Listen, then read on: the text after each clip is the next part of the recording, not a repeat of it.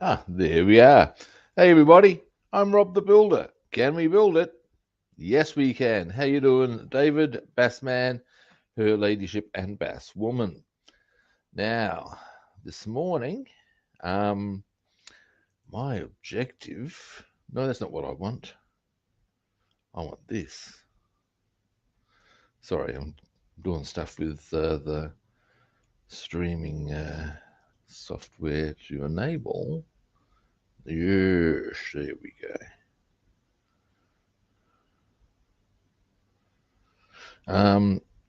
Now, in the meantime, uh, I need, well, it's a few things I need at this juncture, actually. One of them, of course, here we go. Hang on a moment. Hardly ho. Hello. How's everybody? Hello, David. That's how I am. Coffee time. Coffee time. Oh, yeah. Now, What we doing? who chose the letter yesterday? I did. In that case, David, you need to give me a letter, mate.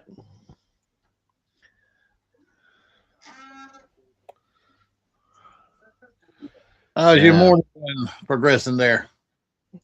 Not too bad. Had a bit of a sleep in. Well, for me, it's a sleep in. Got up at 6 rather than 5. But I had a very busy day. The letter is L. All right. L, yes. All right, let's have a look. Interesting words beginning with L. Yeah, they do. Gonna be a good Here one, we boy, go. girl. The little man in a boat. Colloquialism. The clitoris. Little man in a boat. This is a reference to the fancied visual similarity. The metaphor parallels an ancient Roman one. In Latin, the word navicula meant boat, and naviculans, clitoris. So yeah, there you go. The little man in a boat. Little man in the boat. Now, I want to sail with you. now, something I'm going to do first up today is So if you tell a woman you want to row her boat, you ready she'll understand what you're saying. well, unless she's in on the deal. If she goes, "Oh, that sounds great," you go, "All right then." Row your boat. That's the one. Gently down the stream. That adds a whole new dimension, doesn't it? It does. A stream it will be. Ah. Now I'm just putting some decal soften on these decals because that might help them tighten up a bit. Oh man, I've had a busy day today. Yeah. Yep. Started out, took all the rugs up in the house, Yeah.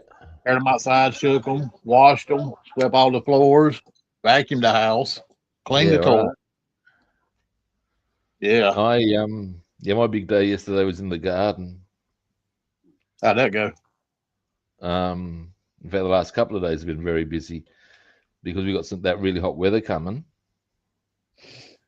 I've put shade cloth out over all the plants because otherwise the produce will just get destroyed. You can do that. That's a brake booster. So I, having spent a fair bit of time trussing them all up properly, as far as the tomatoes and cucumbers anyway, I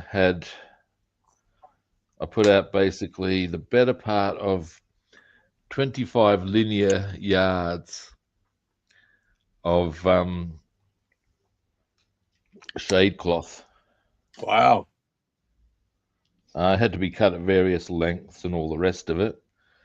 And I had a wire frames to help hold them up at certain points, depending on various things. And I used cable ties to hold them onto everything. Okay. And I learned something very important. Which is? Well, and I'd really like to be able to get this information to the nearest police station, and it's this. If ever, for some reason, they think I might be involved in a kidnapping plot, it is clearly not the case. And the reason I can state that is because I'm utterly clumsy, in actuality, with the simple device known as cable ties. I'd often get them on the wrong way round, and as a result, of course, I have to turn them around and it wouldn't go on properly. Now, if I'm having that difficulty with inanimate object, what chance does anyone realistically think I've got with someone's kicking and screaming? I mean, really now. This is pretty much you're going to get away, right? Well, this is the thing, So, like, straight away, if the cops are looking at me going, "There's been a kidnapping. I reckon this big bald bastard's in on it," I can turn to them and say, "No, look, lads, give me a cable tie. I'll show you how bad I am with them."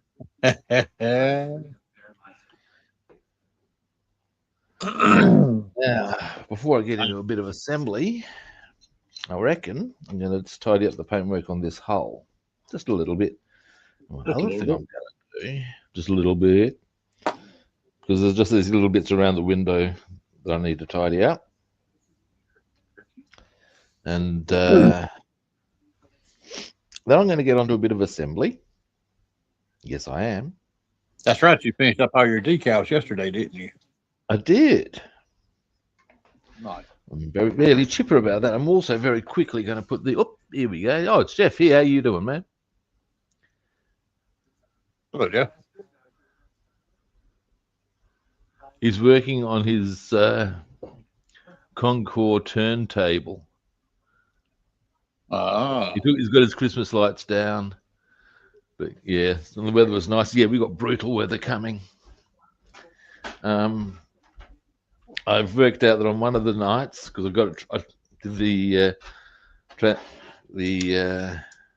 whatchamacallit, calculation of Fahrenheit. On one of our nights, the low temperature was 75.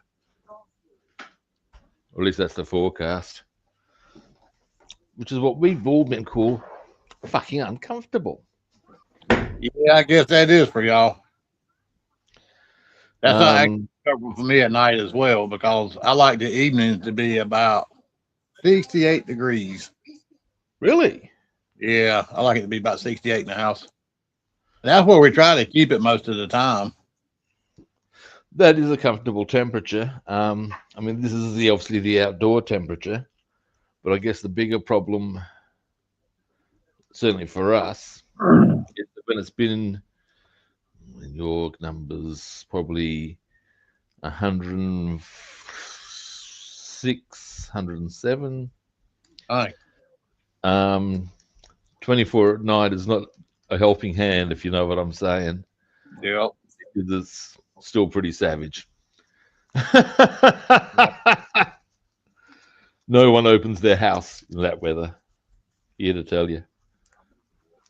Well, it's been a rather pleasant day here today again. Oh, that's nice. Started out chilly. I think it frosted some last night. There was a little bit of ice. Pleasant though at times, I find. I really do. I find a bit of chilliness and frost sometimes can be kind of nice. Oh yeah, absolutely. It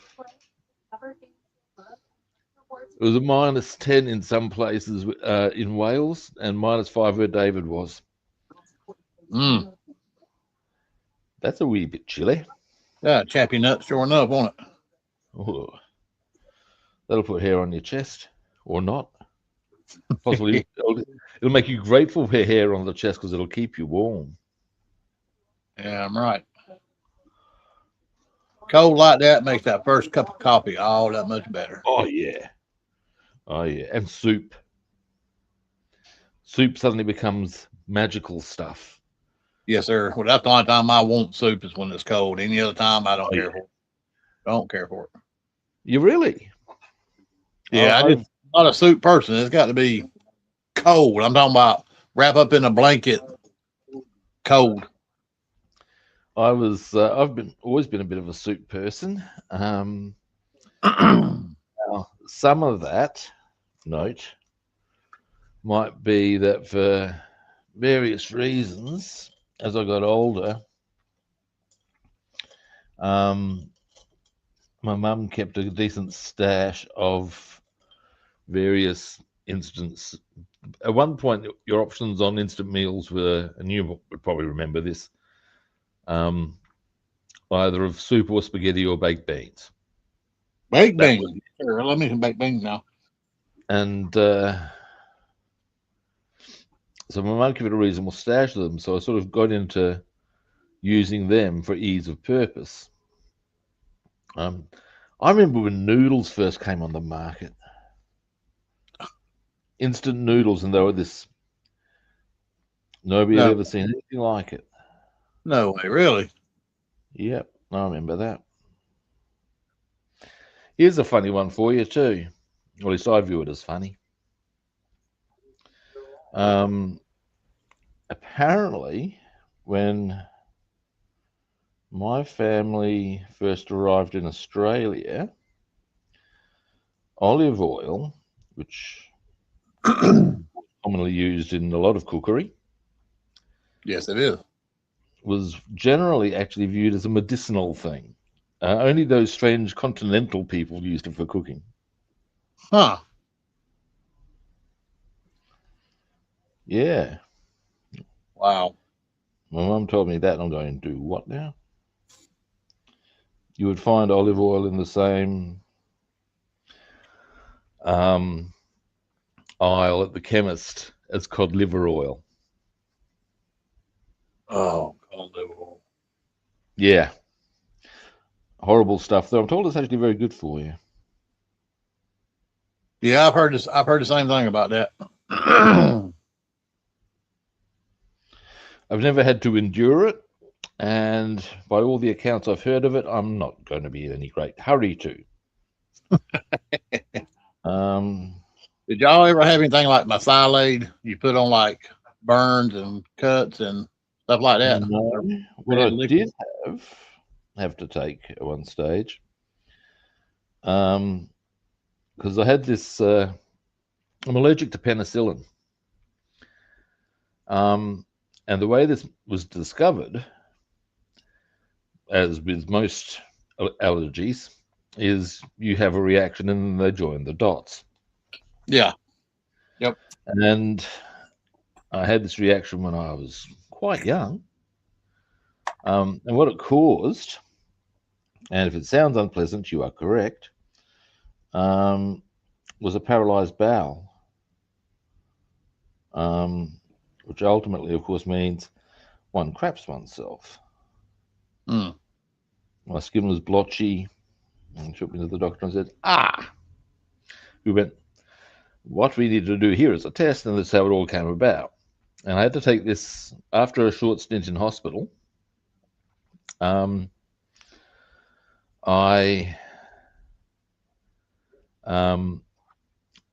had to take this medicine for a variety of sort, because sometimes they'd given to stop everything. They'd got it all to move, but sometimes it was not moving quite the way it should still. Right. And if that was the case, there was this medicine that they'd given my mum to give me to, get the mail moving, shall we say. And it was the foulest tasting, to me, certainly at that age, it was the foulest tasting stuff I'd ever encountered. And it would be foul tasting today. It wouldn't be an improvement, I don't think. No. But at the end of the day, my memory as it is that I had hit her with the when I first tried it was and I'm just going nah. Next time, knowing what it tasted like, I've glared at my mother, hit her with the line straight out of Mary Poppins. A spoonful of sugar makes the medicine go down. What could she say? Difficult to counter that one. Yeah. I agree. And particularly as she was always a big fan of things literary and such like. So at the end of the day, I can actually honestly say I have memory of this vile clear liquid. Basically it was a spoonful of sugar. She put the liquid on top. And ultimately it would have to be up to get the correct amount. It would need to be pretty much a full tablespoon sort of style. Right. And but I would take my medicine that way. I did also have to take this chocolatey stuff called Senecot, which you'd probably have on the shelves in the US, I'd say, in certain chemists. Yeah, Senecot. Yep. And that I didn't find so much. Works. There's a whole complex little thing I had to go through, as you can imagine. Paralyzed bowel is not a light matter. And I had to take some of that as well. And yeah, because there was a point where it was okay, and then it was gone, oh, too much. Get it all right. In the end, it was okay. I'll tell you something funny, though, about when the fact it was a paralyzed bowel was discovered. I view it as funny anyway. It's kind of amusing, seen in the right light. And as the only person who ultimately gets embarrassed is me, I'm quite happy to tell this tale. And it goes like this. My grandfather had to take me into the children's hospital here for the doctor there, specialist there, to have a look. And he had all the information that he required to tell the guy, and da-da-da-da-da. Takes me in. And at one stage, there's this Chinese doctor, and he said, now I'm going to need you to lie on your side. I mean, I had my strides down already. I knew that was going to be a thing. All right. He said, I want you to lie on your side, and I'm just going to put my finger there. And I thought he meant between my legs. And I was sort of right in that capacity, but not quite. And it was quite a surprise when that occurred. But yeah, they do. On the other side of the equation, I didn't feel threatened at all, not from memory. And I'd say it's possible that I talked to my grandfather about it afterwards. He's probably just said, look, mate, they're doctors. They do these things and they got to. He was always pretty straightforward with me about the realities of things. That's good. Like when I first found out about death, I was quite appalled by this idea, as a kid might be. Oh, okay. Wow. I bet so. And unsure as to how it all rolls out, I figured ask the person who usually gives me the straight answer, Gramps.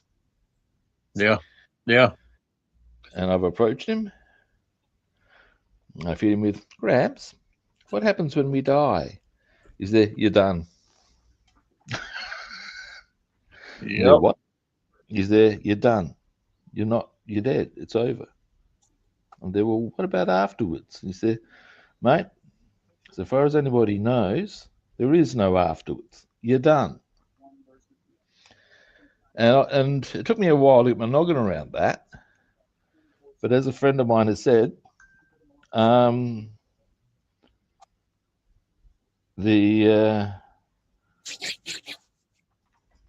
what's more frightening, being told that reality, or being told that if you don't behave yourself during your time on this plane of existence, afterwards a demon will torment you for all eternity. And you gotta say, yeah, being told it's over is probably a much kinder outcome in actuality. I would say so, absolutely.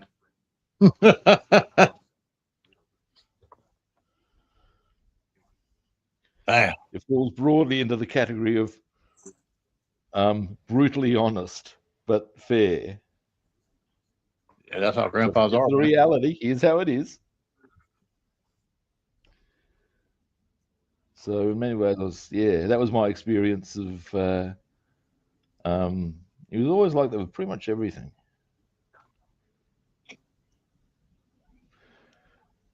Which is rather educational. Well, being grandpa, they come up in the time, where they didn't sugarcoat shit. No, and as I've happily pointed out to people, both he and my grandmother would have been through 2 world wars, the Great Depression, the collapse of the UK economy post World War II.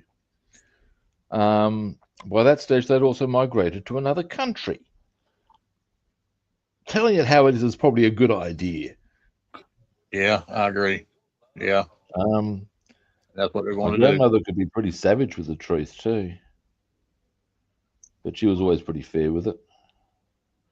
And she was a hard-nosed woman. Here's a funny story for you about my grandmother.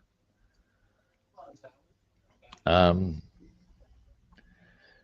my family, we were over here in what is called 10-pound POMs. Basically, the immigrants were given £10 each to come to Australia from the UK. And they have accommodation sorted out and da-da-da-da-da and yada, yada, yada.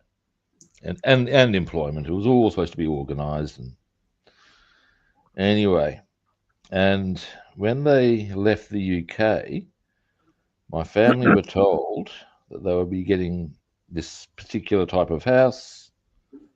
I think it may even have been a specific house. And the people, when it came to arrival, the people in question were trying to back out of the deal and trying to get my family to settle for something that was not what we had asked for at all, and frankly wasn't suitable. And so there was lots of toing and froing and nadger and yada, yada, yada. Anyway, on one occasion, the story runs, the agent in question has sent some of the lads around, as it were, and they've seen my grandmother walking into the unit that we were staying in the short term, and figured, well, we'll get her down to the office, put the hard word on her, and she'll sign because she's an old lady. Wrong there. Yep. The story runs, they've got her down to the office, yep, because they've hit her up with basically this, we just need you to come down, have a look at some paperwork, da-da-da. And then have tried to do the standover routine on her. And she has apparently given them, and I quote my mother's description, the rounds of the kitchen. She has shredded all 3 of them. Left them absolutely gobsmacked as to, what do you say to this? Nothing, because you're just copping a sweet, dickhead. And she went hard, and they never bothered them again. Yeah. And what's more, in a matter of weeks, I think it was, maybe possibly less, my family mysteriously got the house that they'd initially been promised. Yeah, she was hard ass. Look at that.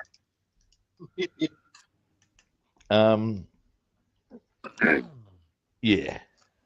Wow. It's her influence on my personality that enabled me to be a bouncer. Okay. Don't get me wrong, she could be really, really nice, but you piss that woman off, the fun will begin. Grandmas are tough. Oh, it can be. And I dare say that's possibly what attracted my grandfather to her. Yeah, grandma. He doesn't have to worry about standing up for her. He has to worry about what she's going to do to the others. Yep.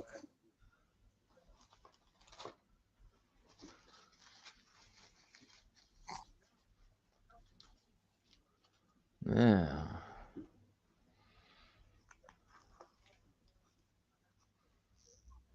Well, I never saw my grandmother's bad side. She was real religious Christian woman. Okay. But my mother's mother and my There's dad's mother was a nurse, and she just one of these little old short, little overweight yeah. grandmothers. My mum's friend, who I came to call Auntie Doris, was a bit like that. She had the most gentle nature I've ever seen in anyone, seriously. And the thing that was, to give you an example of how gentle natured she was, when my father left my mother, the story rolls that Auntie Doris's comment was, I never did like him. Now, that sounds pretty minor of its own. From Auntie Doris, there is no more scathing review. That's brutal. Yeah, to give you an idea, that the mere fact that that's her hardcore position will tell you all you need to know. Yeah.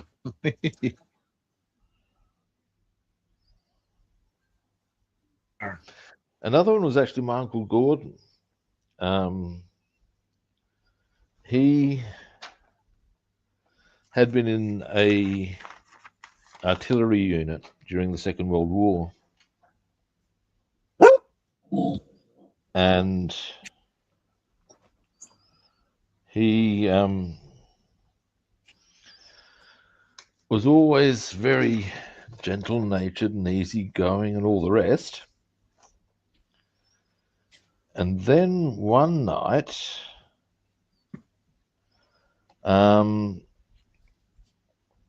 a former girlfriend, long and the short of it, my mate's brother was a bit of a philanderer. He had one girlfriend living over there, and she wasn't she was a psycho. And at the end of the day, John had picked up this other chick.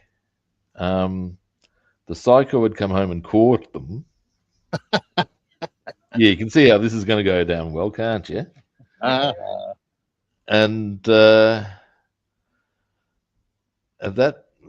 on that night, me, another guy, and another guy had crashed over my mate's place.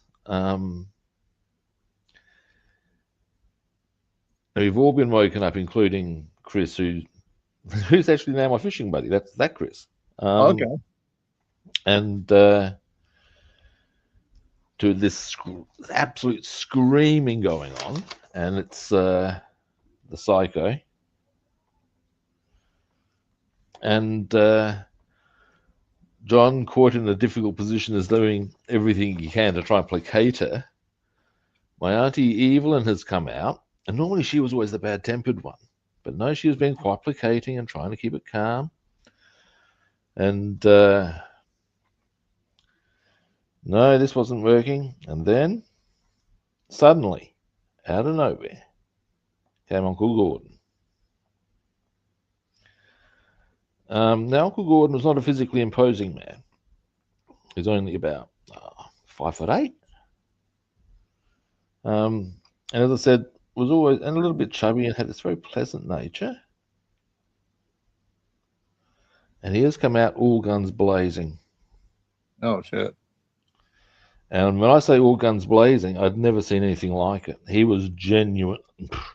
It was also so out of character for the man.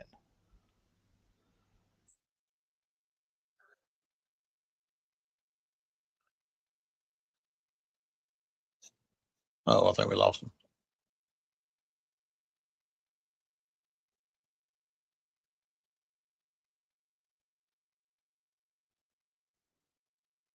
We lost him. He's gone.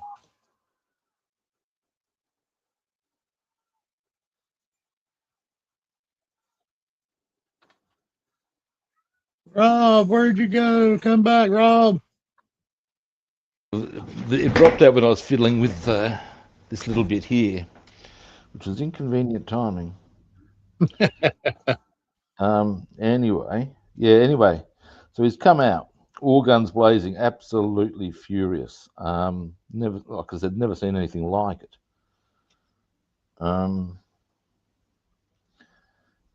we go. And so angry was he that even the psycho has taken a brief moment to like, pause, look, and just get the fuck out of there. Well, you know what the old saying goes about some women: crazy in the head, wild in the bed. There is that one, yeah. A mate of mine's wife, however, has a not unreasonable postulation, it must be said, that you shouldn't fuck crazy. And I've got to say, that's not an unreasonable position to be holding, you know? Right. Because, of course, God alone knows where that's going to. You're only doing your own head in there. Yeah. As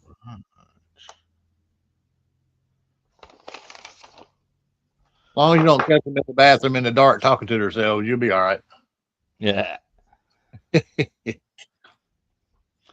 There's, I mean, the last thing you want is the, whatchamacallit, fatal attraction experience.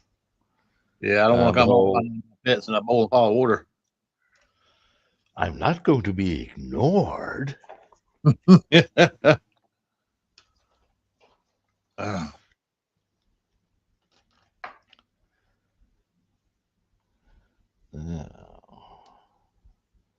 Should probably let that other bracket dry first before trying to attach the one. That brings me to a little Johnny joke. Here we go. Little Johnny came downstairs, and his mama asked him what he wanted for breakfast. He says, I'll have a bowl of fucking cornflakes. Yeah. His mom gasped. She grabbed the broom and commenced to whooping his ass. Beat him, got him on the floor. Little Johnny down there in fetal position, screaming, crying, hollering. And his brother Timmy was sitting there witnessing the whole thing, watching his brother get the shit out of him. His mama stopped. Little Johnny's mama stopped. She looked at Timmy. She says, "What do you want for breakfast?" He says, "I don't know. I don't want no fucking cornflakes." Yes, very good. So she commenced to whip his ass.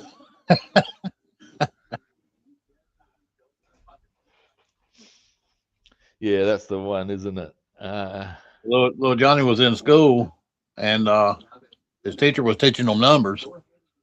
And come up to little Johnny. She said, "Johnny," she said, "what comes after 69? Mouthwash." Yeah, that's the one.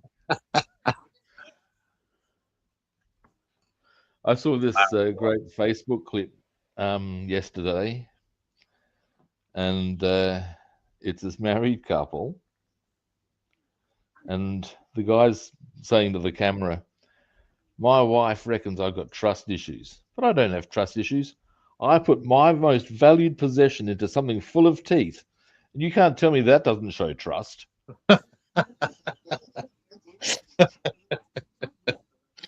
Holy shit, man. Yeah, I thought that was pretty tidy. That was tidy. That was pretty cool.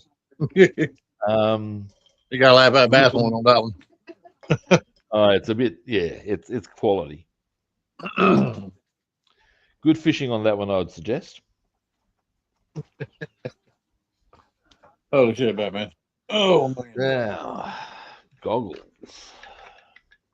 Now, some house salad that I made for dinner tonight. Did you know? I know you know. You probably know that tomatoes and cucumbers and squash are actually fruits. Yes, I do know. Yep, they're actually a fruit. I believe bananas are a herb. Huh. You Really? may need to check that. It was something that most people would associate or assume was I think it was, or it might be it was something unusual that was in one of them that was, I think it might be bananas or it might be one of the berries. They're actually a herb. It grows from a flower and has seeds. It's considered a fruit, and you know, cooking they're considered vegetables, but they're actually fruit. Yeah. It's people think they're not because they're savory. Yep. Whereas most fruit is, of course, very sugary. True. And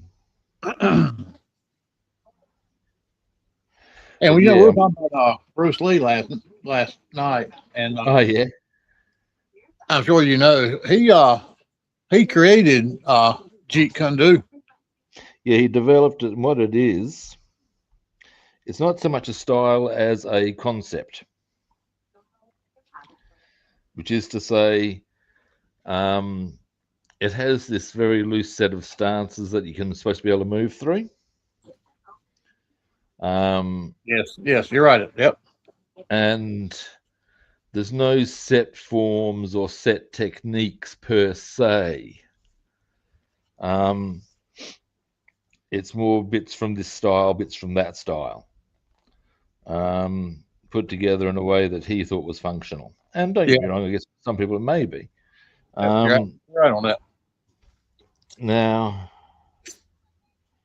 the interesting thing about Bruce Lee is, in some ways, you can actually view him quite validly as one of the precursors of mixed martial arts. Oh yeah, because you see, because he was quite happy to take bits from wherever, and to some extent, the way I was taught was possibly a more traditional variant on Jeet Kune Do. Jeet Kune Do. In terms of, we learnt Wing Chun predominantly first. Yes. But along the way, you would learn other styles according to what your physical strengths were, but you also learned a bit of Muay Thai. And it did give you a few extra options here and there that were worth taking on. Now, there was something else I wanted to do in this color. And so, in some ways, the way I was taught was probably not dissimilar to the concept of Jeet Kune Do. Because that's why, Chinese martial arts, you do learn a whole stack of variants. It's just the way it rolls. Absolutely, yeah. But we also learnt Muay Thai. And I've done quite a bit of that. It's kind of cool how some martial arts were actually evolved from insects like the praying mantis, Yeah, well, the story runs that a monk saw a praying mantis fighting a bird, I think it was. Small bird, obviously. Right. You're not going to be fighting the average condor because they have no interest in a fucking praying mantis. Unless it was really large, right? Oh, yeah. Anyway, but and he noticed how the mantis used leverage and maneuverability to defeat the bird. Eagle claw was developed by northern style eagle claw because you'll find most styles have northern and southern style. There's northern and southern style Chinese martial arts. There's not just Chinese martial arts. And there's big differences between the two as well. Oh, absolutely. because the northern Chinese are physically different to the southern Chinese. They tend to be more like the Koreans, taller and with slightly more angular features. Southern Chinese are short and stocky. And if you ever see a Chinese person who's got that really sort of flattened face, yes, Southern Chinese. Okay. That's textbook Southern Chinese. Right. Now, of course, that's not an absolute, but you get the idea. Yeah, and I've actually seen like that. You mentioned that. You're right. Now, the other thing you'll find is that the northern Chinese had to deal with the Mongols to some extent. The southern Chinese didn't. And that physical difference plus the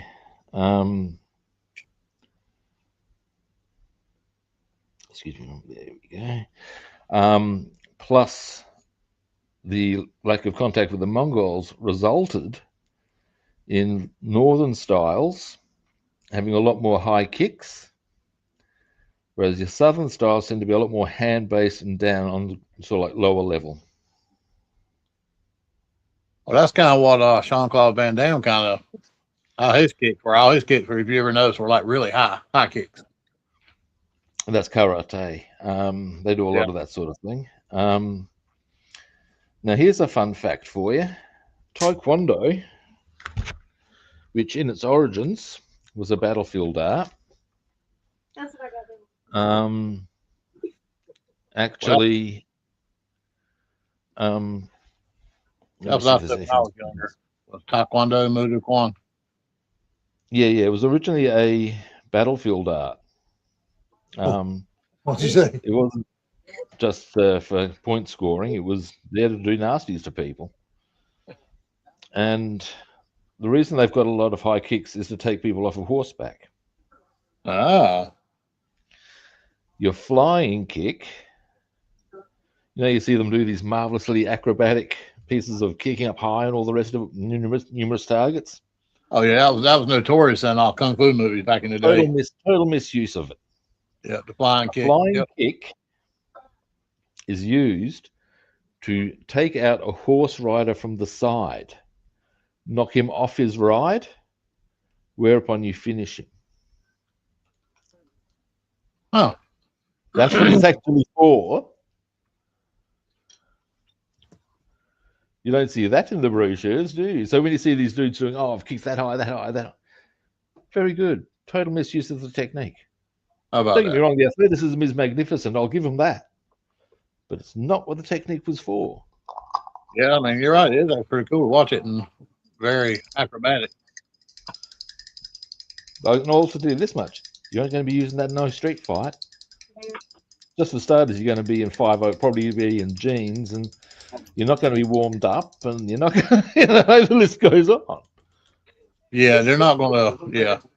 Now, they made jeans for a time period that actually had the legs that would stretch out in the middle. Yeah, I've seen them. I actually have had the experience. One of my first fights as a bouncer was when I was bouncing at the gay bar. And this, we turfed some gay bashes. And it came down to the good old-fashioned standoff out the front routine, as you do. And the lead dickheads basically hitting me with the line of, I'm a karate champion. I'm going to break your arms and break your legs and leave your face alone. Which my response is, bring it. Yeah. And scope this one out. And you don't need to be an experienced martial artist to see the sheer idiocy of, of what this guy attempted to do. He's going to try and give me a roundhouse in 501s. Yeah, she's at work. That didn't work. I've just stepped in, swatted it away, and just smacked him over the heart. And it's just like, congratulations, you're an idiot.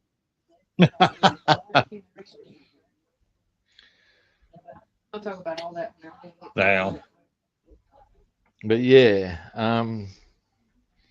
that is the thing with a lot of the stuff you see from a practical street fighting viewpoint. Nah. Nah. Wow.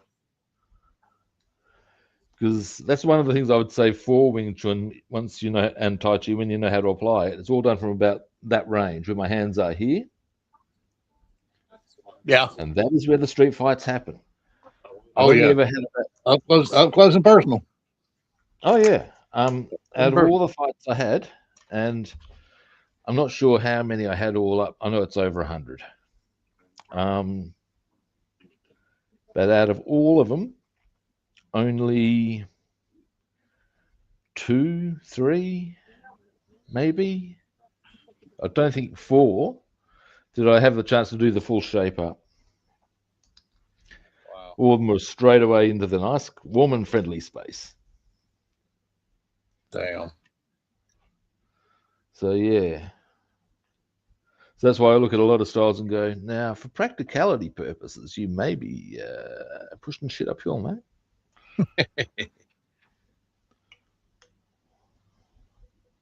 Oh, I don't have nearly. I need to get some more of this. Just while I'm going to town tomorrow.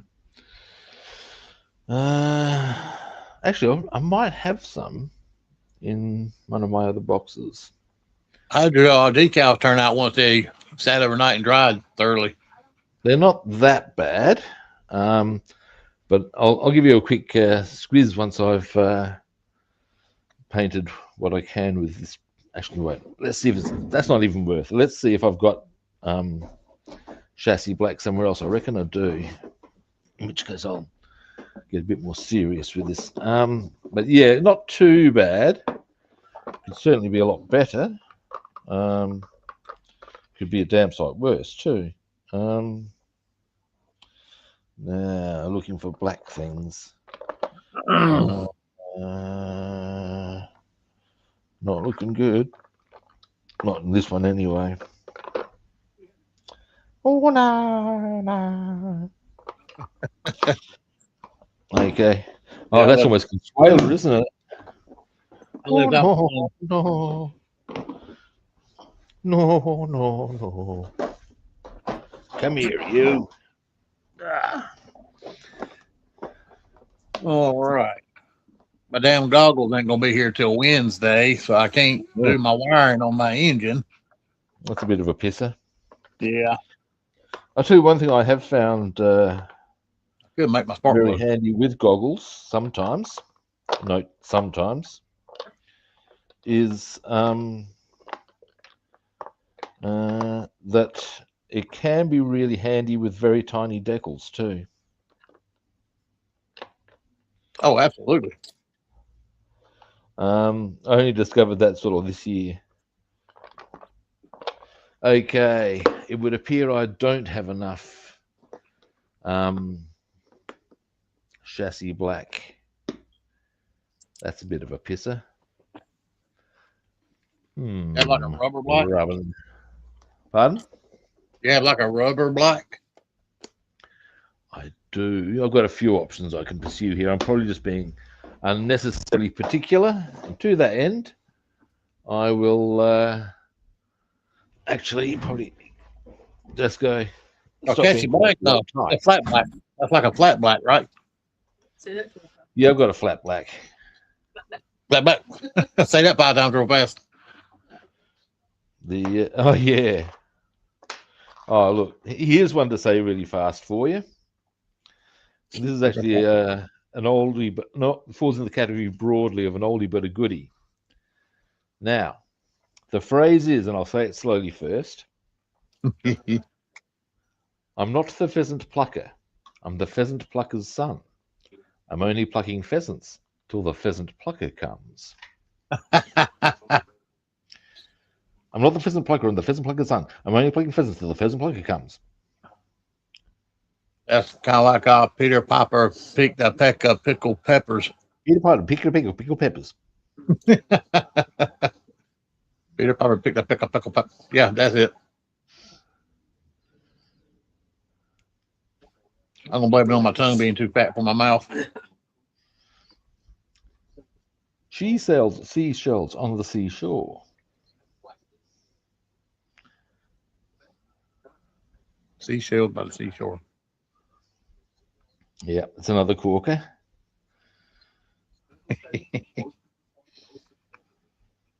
Yeah, I lost my damn pal. My paintbrush down here.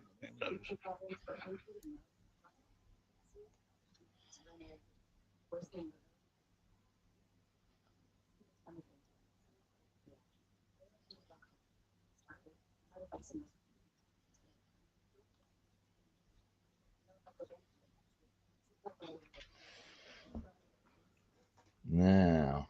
Oh, okay. Just a little. Mike, quiet over there. I thought we lost you again. No, I'm here. I'm here. Well,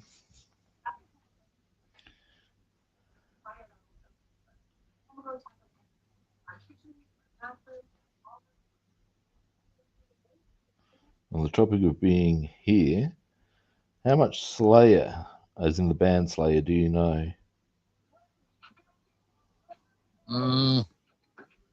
Not much? Not much. Okay, they've got this song called Dead Skin Mask. I was trying to think of. My and- brother do a lot of groups like that, and Okay. He'd probably know Dead Skin Mask as a song. It's a classic. Very dark, as you can gather by the title. It's about, it's loosely based on the Buffalo Bill sort of character from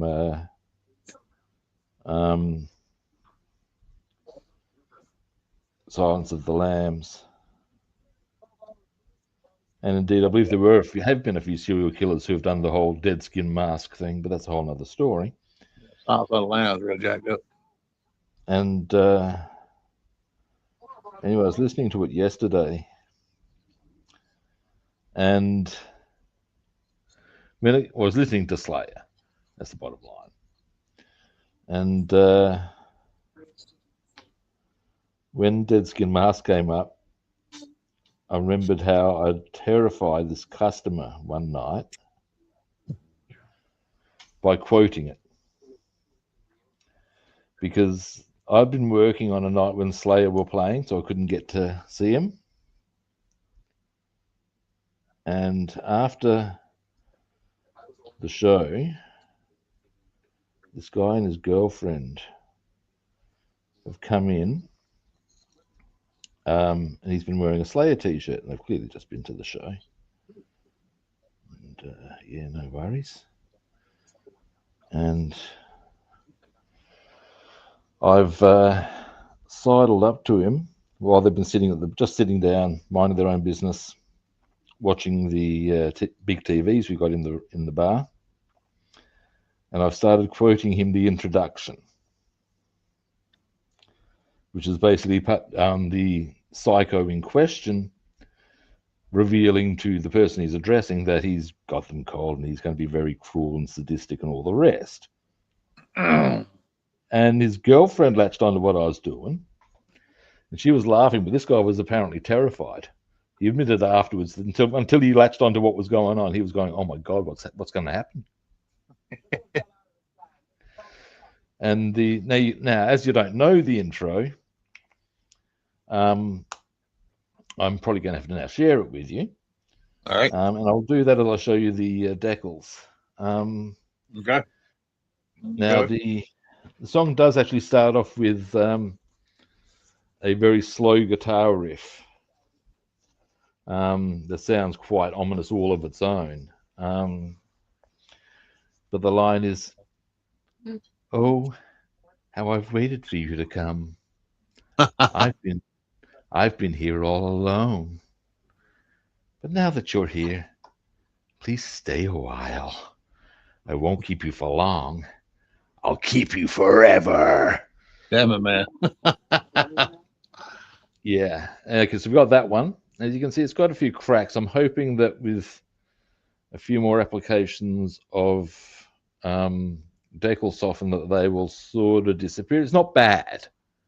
Yeah, I mean, on camera, I can't see it. I can a bit more, but then I'm also going to be a bit more aware of it. Oh yeah, absolutely, because you put them on there. Yep. Then there's this one, which is that also came apart on us, but that one's come together nicely for us. That's come to the party. To the party, Marty party. Now we go. Everybody went off air. We'll zoom out just a little. There we go. We got them. Oh yeah. Oh hey, so the running board on the side right there. Are you going to do that in like a wood color? I'm in two minds there. I was actually thinking of going straight rubber with it, which is the standard. Okay. Because the black will actually look good against the black of the insignia. Yeah. That's my theory on that one. But the inside is going to be very much the. Of course, well, this is just my thinking. The wood look on the running boards like that, being the type of plane it was, is actually kind of cool. Yeah, door panel. Do that. There's no reason why I cannot do that if you follow me. Actually, here's a.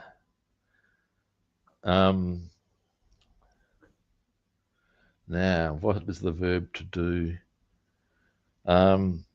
Ultimately, I was going to say, now, when you want to say cannot do that, but I'm trying to remember what the verb to do is in German. I was going to hit you with that. Give you some linguistics. I was. Don't ask me why. It just behooved me. Now, let's have a look at our running boards. We can do them now, in fact, whilst we've been discussing it. Where have I put them? Put them somewhere. Talking about psychos and crazy mess. I'm sure you probably heard about Jeffrey Dahmer over here years ago. Oh yeah. Oh yeah. Cannibalism is a whole new level. When they went and arrested him, can you imagine, man? He had a pot on the stove with like a person's ears, fingers. There's a whole stack of what the fuck about him. Okay, I've done the sides with the chrome as you'd expect. Well, let's hit them with a bit of wood. Sounds a bit saucy. Got wood. That's the one. I believe he ended up getting murdered. Yeah, he got murdered. His cellmate. Yes. And his cellmate had basically said to him, because he was telling his cellmate about what he had done, and I believe his cellmate was saying, "Shut the fuck up! I don't want to hear about it." And you think, well, that's not an unfair postulation. You don't want him with a spoon.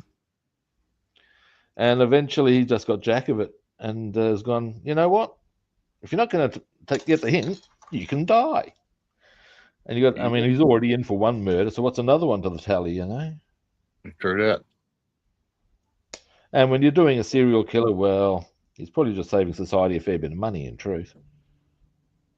I think there was actually some restaurant somewhere years ago that got shut down because they were serving human meat. What? Yeah. Devin, did you know about those restaurants that got shut down for selling human meat? You need to look that up. Google that for me. You know, I'm curious about this one. Yeah. The power of curiosity compels me. Yeah, they're going to look it up real quick.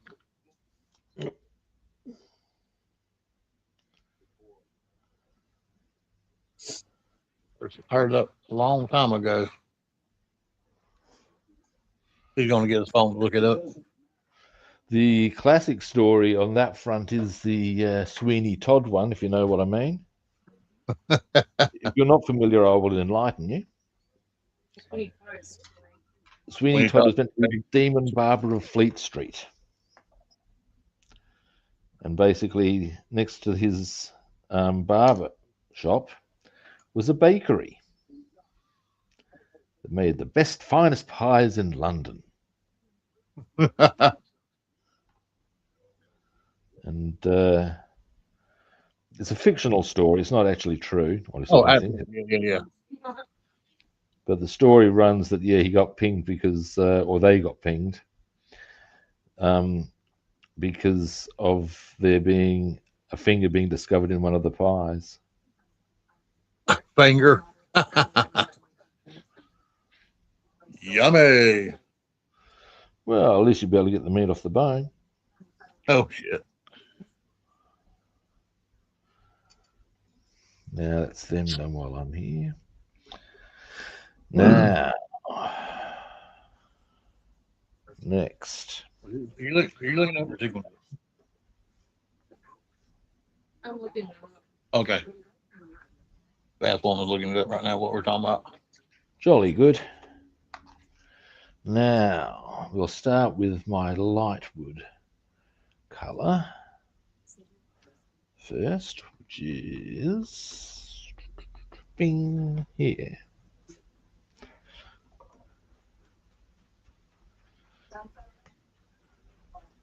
Now, my other option on the sideboard would be to perhaps go a mahogany color rather than a light wood color. That might be the go. Yeah, mahogany wood color would look really nice. I think I'm doing that actually in retrospect. Well, not in retrospect, thinking about it, because I think I don't necessarily need to put any light color on it, but it would be a different color than straight rubber black, if you follow me. Yep.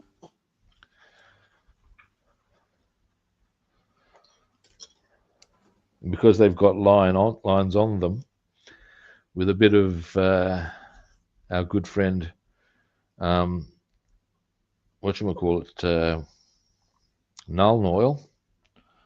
That'll bring it up looking a treat. Oh. Every rumor. Yeah.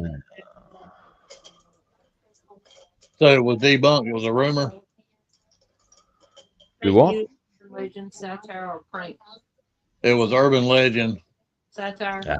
Satire pranks. Yeah. Okay. So it actually wasn't true. Yep. Urban legend.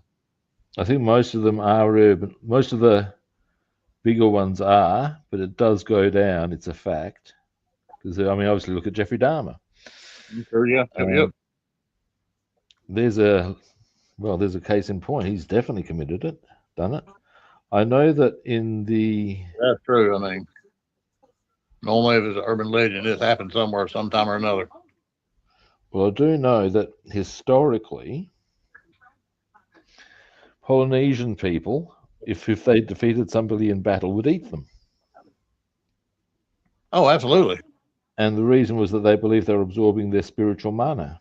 Yeah, back in them times, cannibalism was a real, and it was a thing. It was it was considered perfectly acceptable in their society. Yep.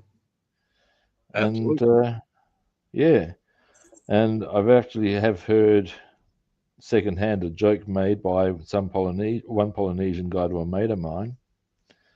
I wasn't present for the line of humor, but I can certainly see the humor. And basically, they was asking, you seem to have a preponderance of large people in your society. Response, yes, because we ate all the small ones. Yeah. They say, well, yeah, that's probably not entirely untrue. Yeah, the small ones. That's funny. I know and it's not even that long ago. Like, I know, I think I've shared this with you before.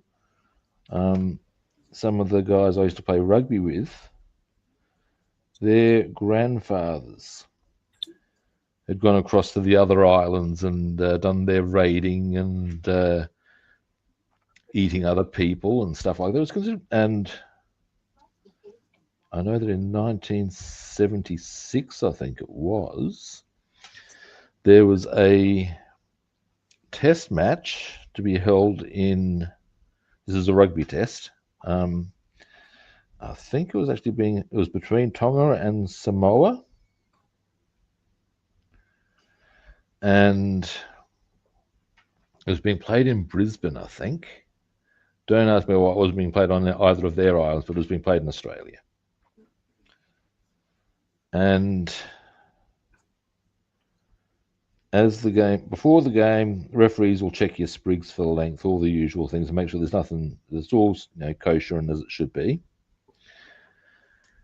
And it ultimately came down that the referee has noticed that, certainly in the first of those two change rooms he's gone into, that he's... Sorry about that. No, you're right. Noticed that some of them seem to have a bit of a bulge in their pants. Not in their pants, in their pockets. And he started patting them down. And I can't remember whether it was the Samoan or the Tongan one he went into first, but he's basically been extracting nails, knitting needles, a whole range of quite brutal... Oh, David's made mention there was... oh, here we go. He's got a few interesting ones. There was a restaurant in Nigeria in 2024. One Indian restaurant in London was threatened after fake news said they were serving human meat. That was in 2017. Another restaurant was convicted of serving dog meat as goat. Huh. So there you go. That does not surprise me about the dog meat with goat.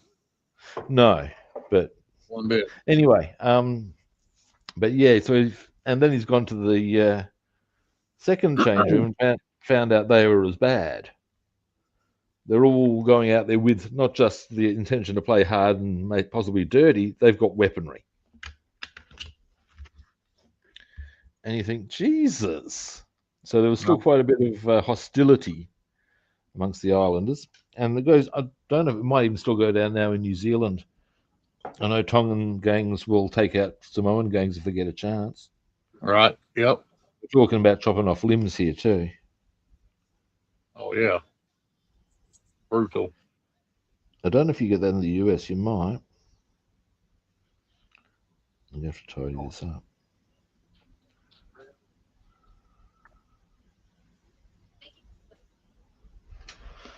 But yeah, there you go. Interesting. Things that make you go, Indeed. I know that I remember hearing 10, maybe 20 years ago of a, of a incident that had gone down in Auckland in New Zealand, where Tongan teenagers and Samoan teenagers had a fight involving machetes. Holy shit. And yeah, we're talking loss of limbs and lives. Well, there's actually videos on YouTube you can watch where these people are actually sword fighting without armor on. Yeah. Recent videos. And these some bitches are cutting their hitting each other, cutting themselves, their arms, slicing their arms open. Something a bit more wholesome in that variety. There's actually a sport these days called medieval jousting. Yeah. Mm-hmm. That's kind of interesting to watch in operation. It's not a poor man's sport. Just to start, people got to be able to afford a horse. And then the armor. And that's something you certainly wouldn't want to be dudding out on. I know, right?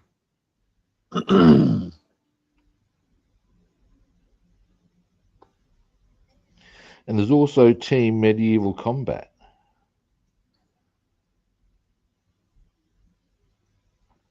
Like you get national sides going against each other.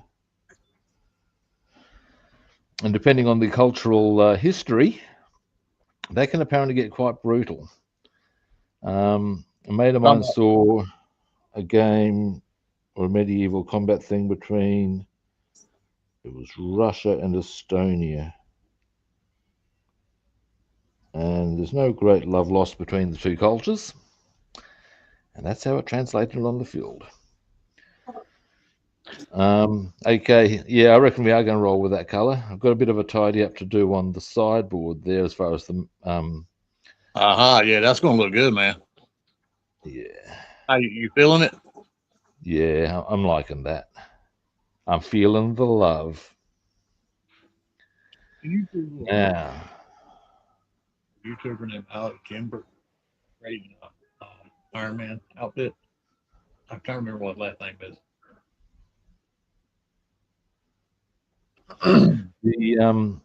Another game that I saw. This was actually just a game of ice hockey, which, let's face it, can get fucking nasty.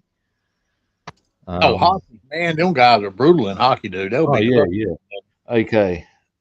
I don't know how much you're aware of this next fact, but long and the short of it, there's no real love lost between Finland and Russia. They're not. The Finns, oh no. The Soviet Union invaded Finland in 1940.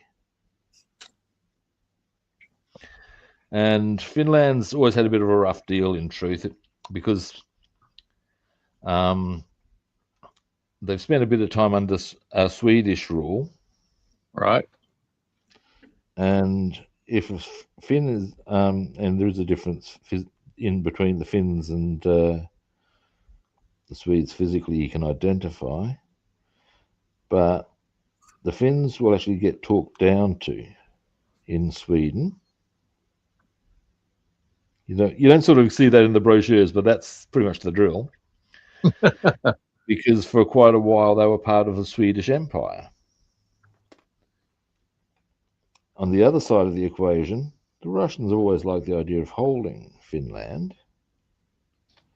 Hence why they were quite happy to come into NATO. Oh, yeah. Particularly following the Ukraine invasion.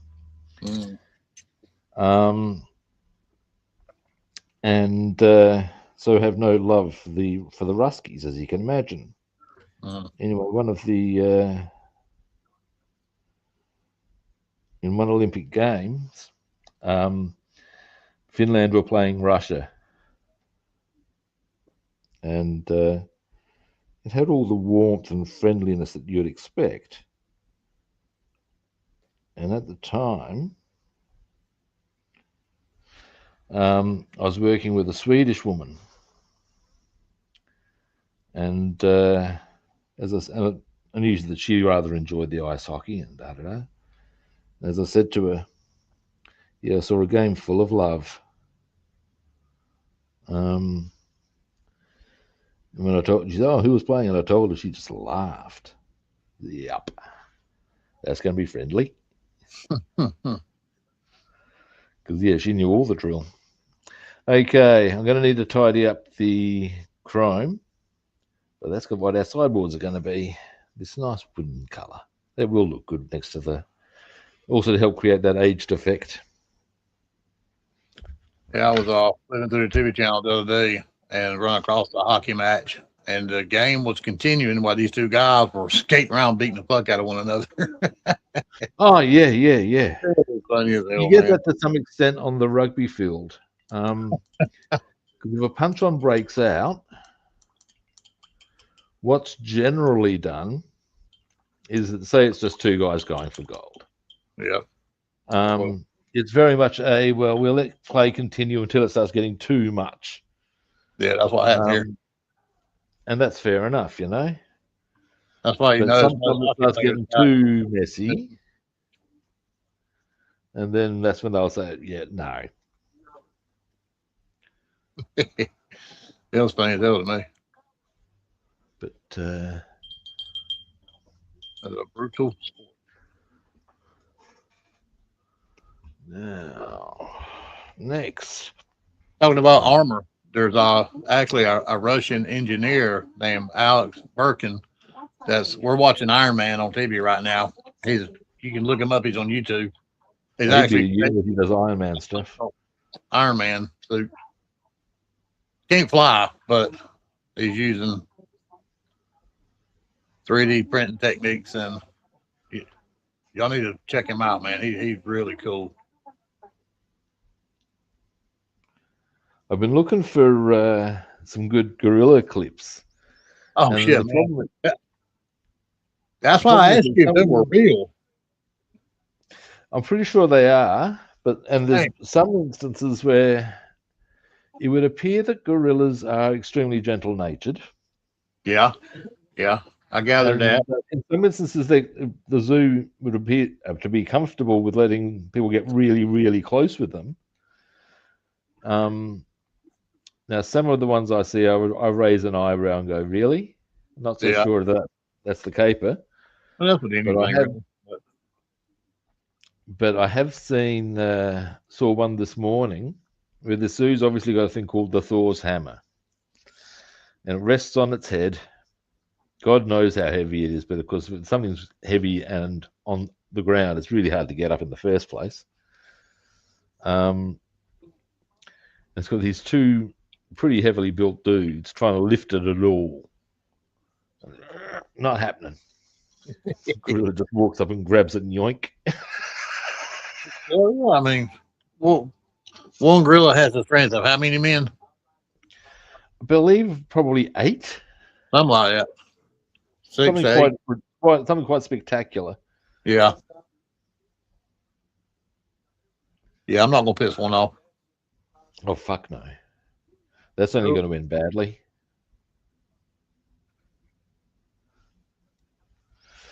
Yeah, there was a child that fell in a gorilla enclosure, and the gorilla actually picked the child up and took it to the thing where the people come in there. Yeah.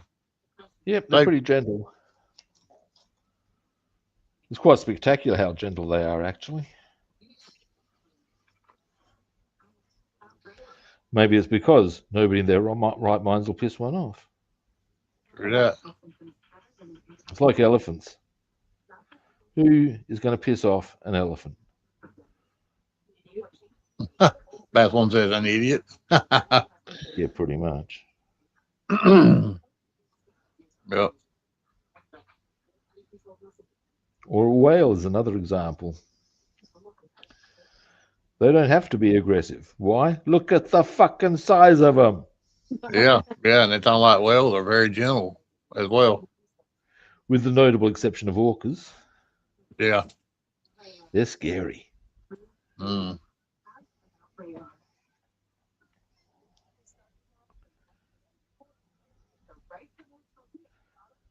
I saw footage of an orca taking out a great white. Yeah, I've seen some footage of that as well. I got to say, completely blindsided it. Not a chance in hell. I think that was just probably strategy the whole time, right? Well, yeah, that is the aim of the game, isn't it? You don't want to see your opponent to see you coming in that circumstance. What's pretty cool to me is seeing the like seagulls and shit flying over just real low in the water. A damn shark or something come up the water and grab that motherfucker in the air. Yeah. Damn. Actually, here's an interesting sea one. Have you seen, and you can track it down pretty easily on YouTube, there's a thing where they've got, and it's presented by David Attenborough, and it shows flying fish in operation. And basically, the reason the fish fly is because they're being chased. Yes. Yep, that's what I've heard. By trevally, which are very high-speed fish. So their option is to fly, but then if they fly too high, the birds will pick them off. Yeah, they've adapted themselves to do that for defense mechanism. Yeah, I think that's awesome. Yep. Now, you know, birds will actually flap their wings, right? What, the flying fish? I was just talking about birds. Ah. Yeah, they kind of pull forward. They don't like per se flap. Watching birds, man, is just amazing. Birds can be quite spectacular. The fact that an albatross doesn't need to land for some. Oh yeah, I did see the stats on it. It was something like how long now? I don't know. They don't have to. Yeah. And you got to say that's amazing. Amazing.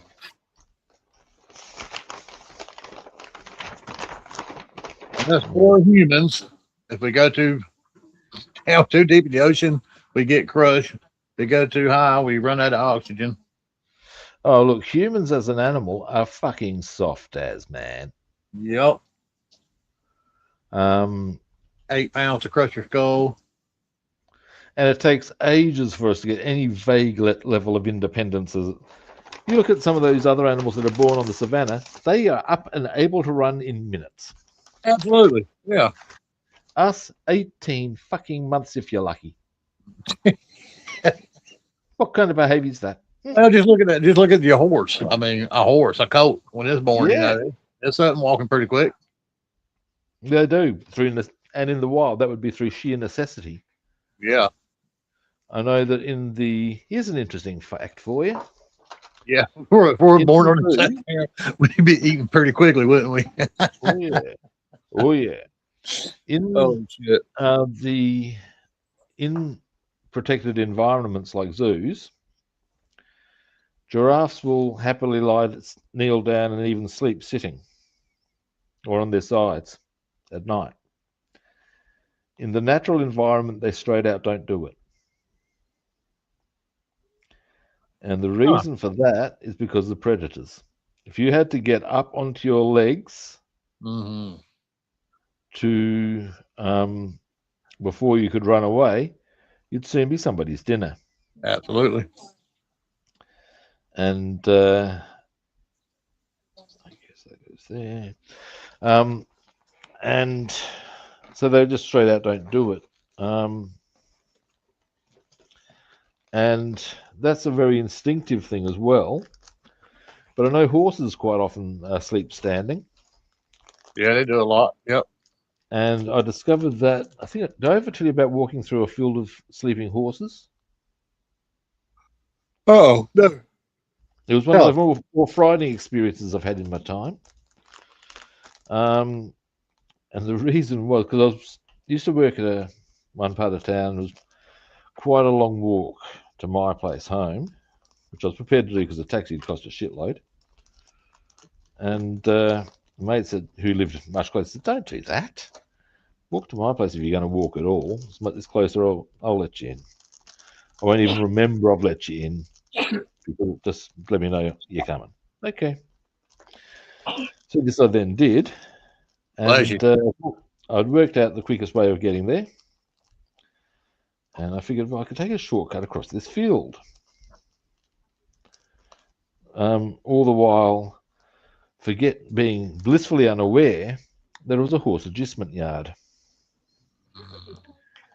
And as I've gotten further into the field, I've started noticing these large shapes.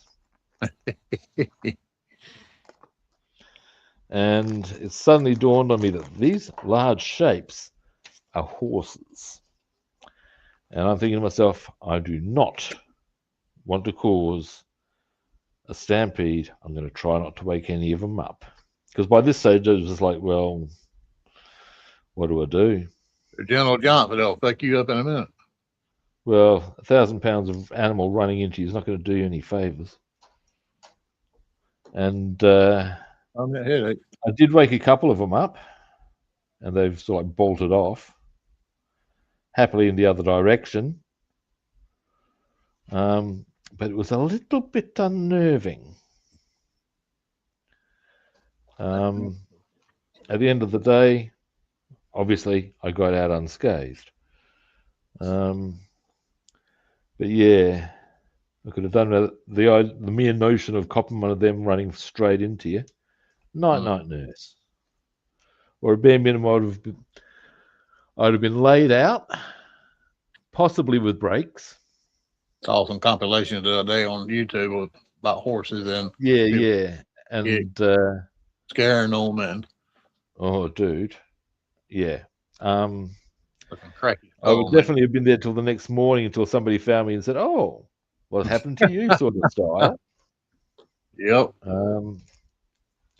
Or if I'd broken something, I would have been at least.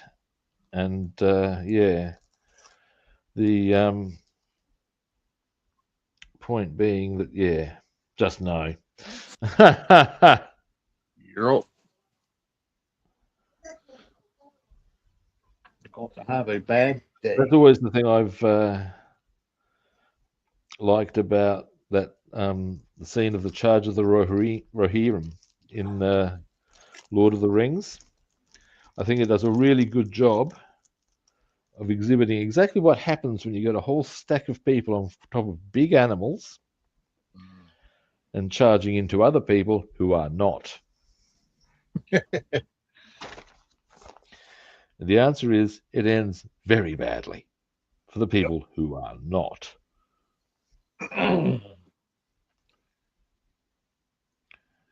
Right, so our next step with these particular wheels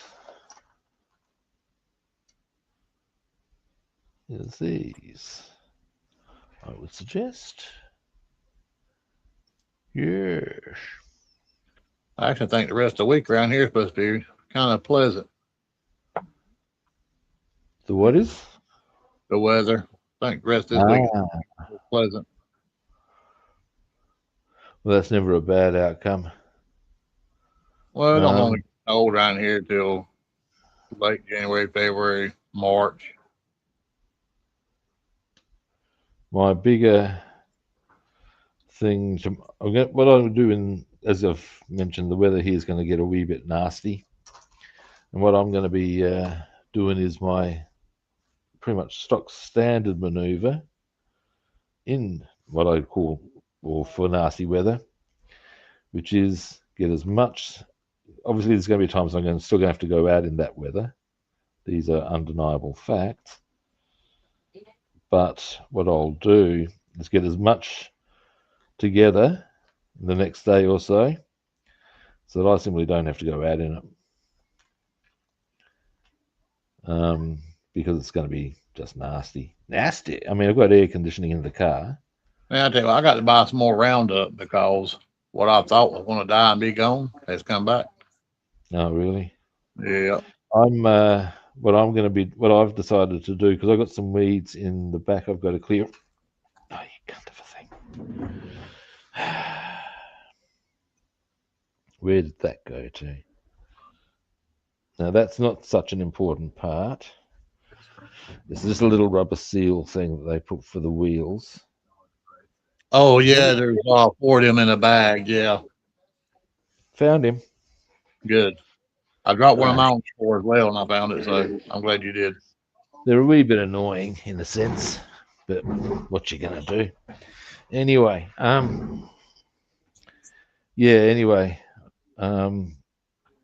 with the hot weather coming in, I'm going to see if the hot weather will take care of them, because it might.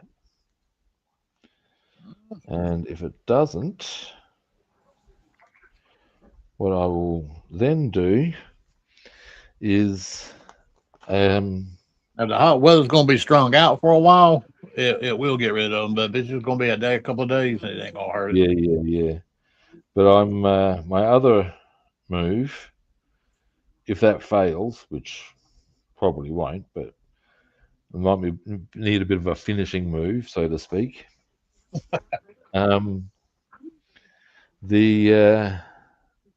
I would I'll hit them with some boiling water.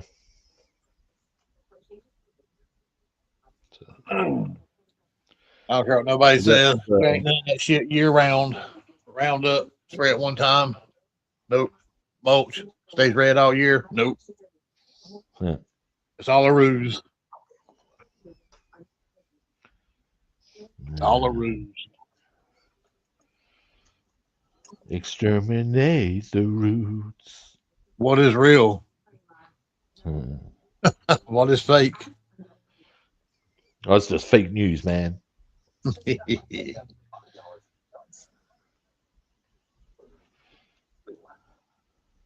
There's old Ryan Reynolds with his Mint Mobile commercial. I don't mind Ryan Reynolds as an actor from what I've seen. He seems kind of funny. Oh, he is. He played Deadpool. He played motherfucker. Yeah. I love the Deadpool. I've got to say, these brackets that need to go on these wheels are a bit... What's the word I'm looking for? Cunty? When I say I love Deadpool, I don't sit with a mask on in the dark room and masturbate to him. I just love his character. Well, I'm the sorry. line I was about to hit you with, and there's no shame in that. Of course, I know I might. The other line you could trot out, and it was a scene I actually watched, came off my YouTube feed, and couldn't help myself. The Full Metal Jacket, me love you long time, GI. We love you long time. Yeah, that's the one. Me so horny. Me love you. You've been here 4 hours. You eat all the food. You must leave. Ha.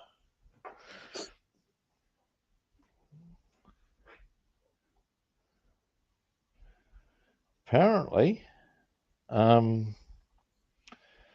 the guy who ran the taxi stand out the front of the US Embassy in Vietnam at that time was the head of Ho Chi Minh spy network. Huh. And yeah, you gotta say, interesting. And another interesting one in the same sort of vein is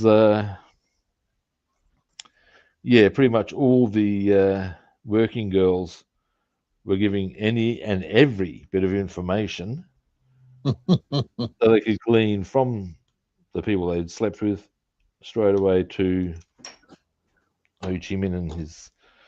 Now I've dropped that part. Where's that got to? Having a bit of a case of the dropsies. This is not helpful.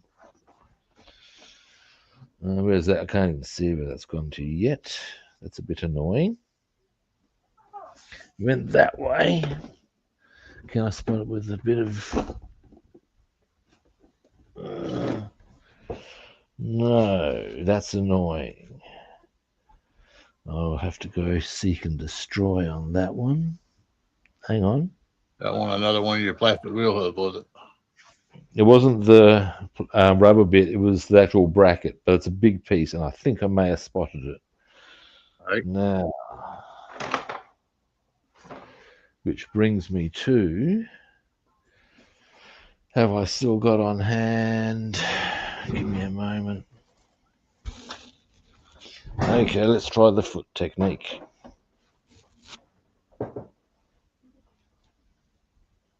Take off them socks and run your toes through the carpet.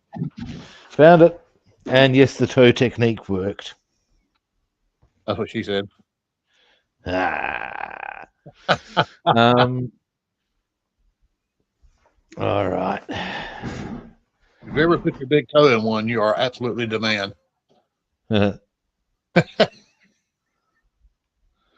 Now, so that then goes. Shake your head, man.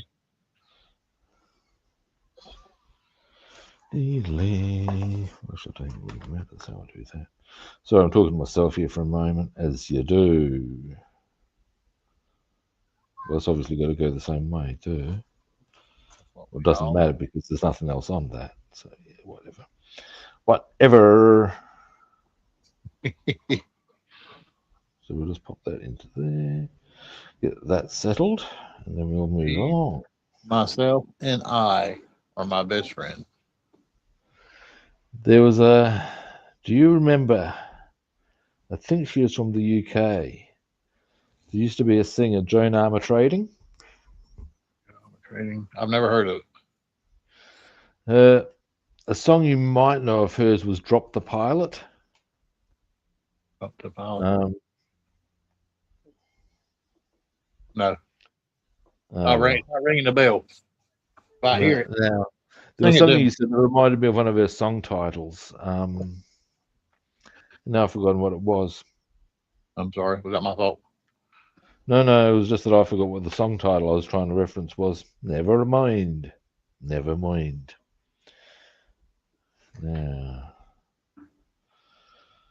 I didn't do it. Yeah. Now, discovered I'm going to need to do the backs of these, so that's fine.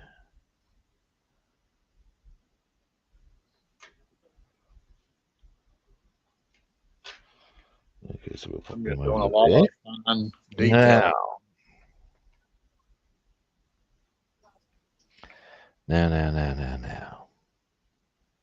Man, it's a real pisser when you order something off Amazon and it gives you a delivery date, and then when it finally shows up it's been shipped, it gives you a different delivery date.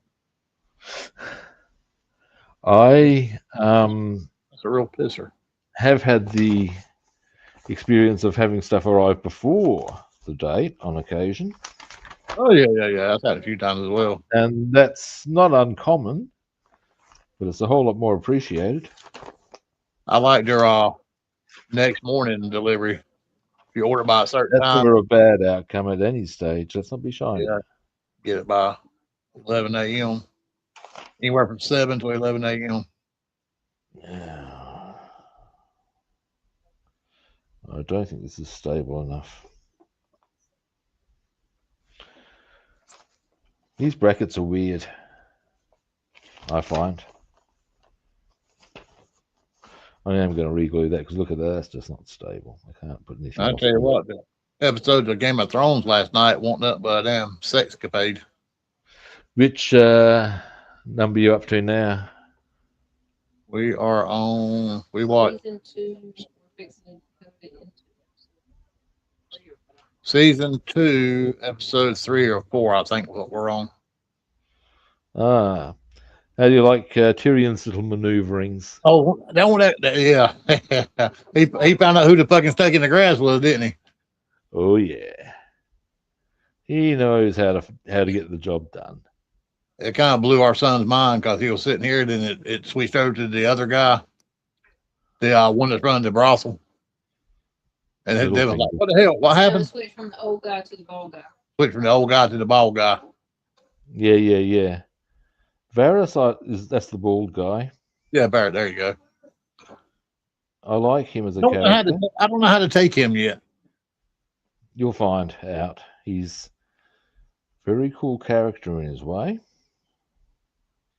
Well, I appreciated what he went down there and talked to Ned Stark about before he died. Well, and the line that he chipped. Now, here's something I will share with you about Varys. Varys, there you go. That's his name, yeah. And it's this. That line he hits Ned Stark with when he says, "I serve the realm because someone's got to." Mm-hmm. Yes. Mm-hmm. He actually does view things in that light. Because if you follow his, and at one stage you actually find out how he got to be where he is. And if you follow that through, it's only in his interests that the realm be stable. I can see that. Yep, I can see that taking place. It's not in his interests to have psychopathic kings causing all manner of problems. I can't remember old dude's name that does runs the brothel. What's his name? Peter Baelish, Littlefinger. Yeah, Littlefinger. There you go. Yeah, that's a little conniving, backstabbing, trading motherfucker. Oh, you wait till you see more. Yeah. He's the first season I thought he was going to be okay, but you're always into the first season. He's the dirtiest of dirty dogs you'll find. Yeah, he is that all right. I'm not going to go exactly into how filthy he becomes because he is a dirty bastard. He's at the level where damn queen you're a character in that world and you were to encounter him, you could be well forgiven for just going, "Oh, I know you," and then casually disemboweling him. Yeah, he's nasty and evil. Cunningly manipulative. The queen made him pee a little bit, didn't she? The queen made him when she turned their guards on him and then took them off. Oh, yeah. That was because he revealed what he knew. And then she's saying, well, that's all well and good, but I can have you killed on a whim. That motherfucker got scared quick. To be fair, in that circumstance, given that he'd be well aware he's dealing with a psychopath. Yeah, that bitch crazy. I'd probably be a little concerned myself. Now, what I'm after for the time being. Well, I hope bad things are to come to her. I can't elucidate. Look, one thing I've always liked about Game of Thrones is that, look, in reality, there are no good guys in that show. Those who are good, you can question some of their conduct at the bare minimum. Yep. I mean, okay, here we go. To my mind, Tyrion presents as arguably one of the more decent characters. Yeah, I'm liking him more and more. Then, he's got his ways and his things and all the rest of it. And to protect himself, he's not exactly a nice guy. Setting up people for being busted is not the act of a nice guy. And that's fine, because he's not in a nice world. Oh, fuck no. Niceness in that environment will get you killed. This much he knows. So he doesn't play that game. Well, he knows how to play everybody, that's for sure. Oh, yeah. He knows exactly how to play him. Yep. That's one of the reasons why I think he's a great character. He is cool, calm, and collective. Oof. And in the right time and place, what a cunt. But only in the right time and place, and he's not unfair, I would say. He walks into a room with authority.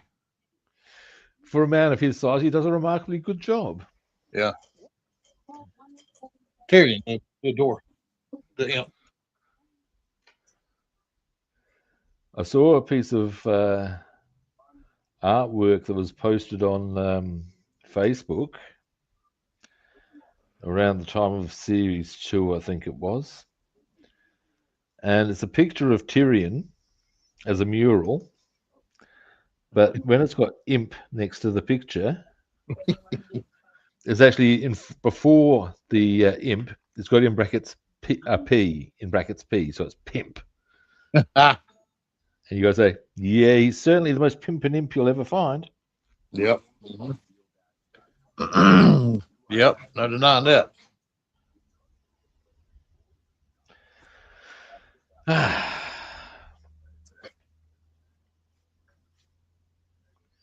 Now, what's the time? I reckon once I've got these chair brackets done, I might wind things up for today. We need Nugget Buddy. We need Buddy. So I've got a few things I've got to get onto, as you'd expect. What you need, Buddy? And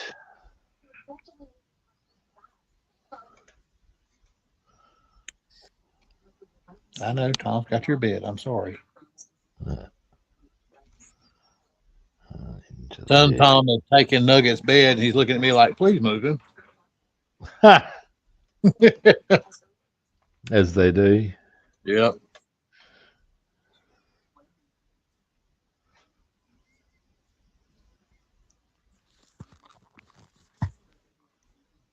There's Son Tom.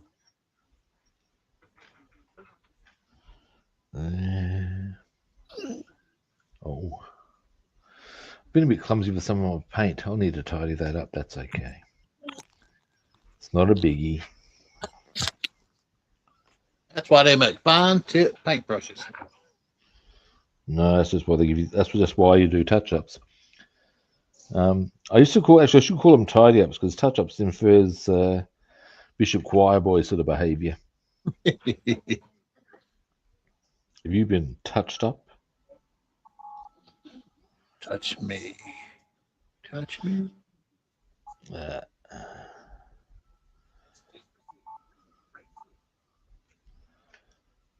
There's a thing in cricket where when you're on the field, you're not supposed to touch an opposition player at all. And the only reason I make mention of this is because yesterday, because there's a cricket match between England and Australia going on, there was a bit of nadja on the field, as happens, between one of the Australian batsmen and the England captain. And the England captain's going to put his arm around the Australian player in a manner that some people have questioned as to whether that was entirely friendly. And the generally held opinion is, and he'll be talking to the match referee for that. He'll probably get fined. I give a whole new meaning to a little boy that says, "Please, sir, can I have some more?" Look. There's a family. I have to send you that one. There's a Family Guy thing where Stewie lays it down as to how it should have happened in Oliver. And he's Stewie, and that's all he can really say. But it's exactly what I would have thought. Yeah, well, that'll certainly take care of business for you. But that's also the way Stewie rolls. Now, all I did there was these little side brackets on the chair frames. That's pretty much the color I remember them being, was the sort of a grey sort of a thing. Yep. There we go, on his ear. So yeah, just down there. Nice. Okay, now I reckon that's going to be me done for today. All right. Just clean the brush, and then I will get on with a whole stack of other things today. I've got a busy week coming up next week. Heavy now.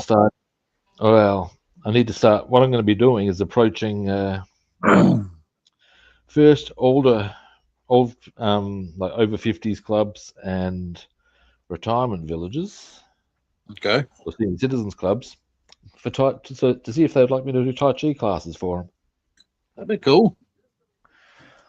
And there's a whole stack of places I can ring, so it'll be a process. A few a week.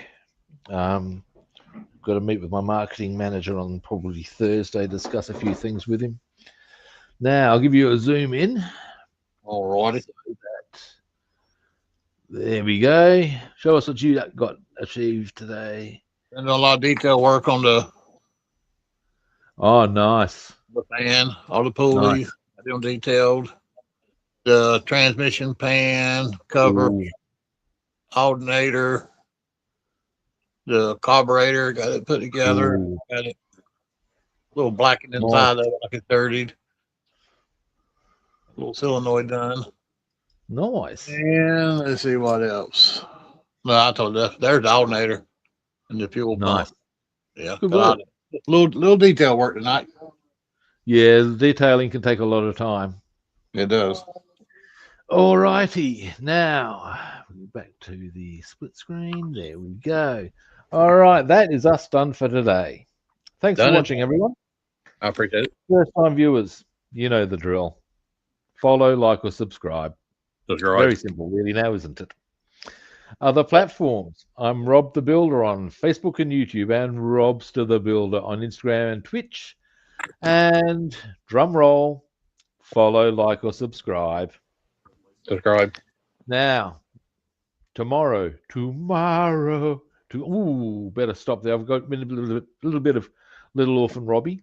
Our pleasure, David. Yeah, tomorrow we'll be back. Now, what have I got on tomorrow morning? Nothing. Us. Nothing. Us. Well, that, yes. But ultimately, I've got no appointments I need to scooch off to or anything like that. Yeah. Which means that, at least I don't think I do. Hopefully I don't. In any event, we will be back tomorrow at the same kit time, same kit channel. We'll catch you good people then. See yous.